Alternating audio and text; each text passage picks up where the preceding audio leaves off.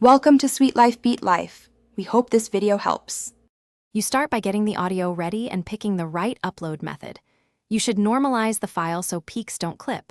That prevents distortion when viewers listen. Once done, open YouTube Studio and sign in.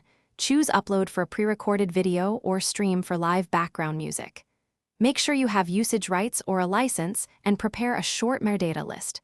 Title, description, and credits, because YouTube enforces copyright and proper labeling from the first moment. Next, you integrate the music into the visual timeline and make technical adjustments.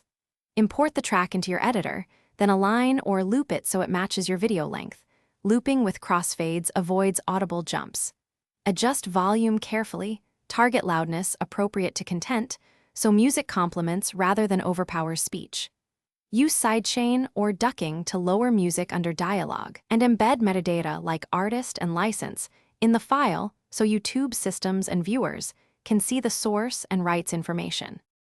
Finally, you upload and finalize rights settings so your background music plays smoothly on YouTube.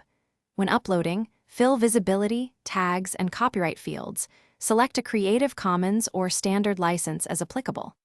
After processing, preview playback on desktop and mobile to confirm levels and continuous loop behavior. If YouTube issues a copyright claim, don't panic. Check the claim details, dispute with a license, or switch to royalty-free tracks from the audio library.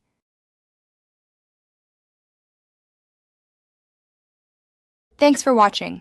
Consider subscribing if we helped you.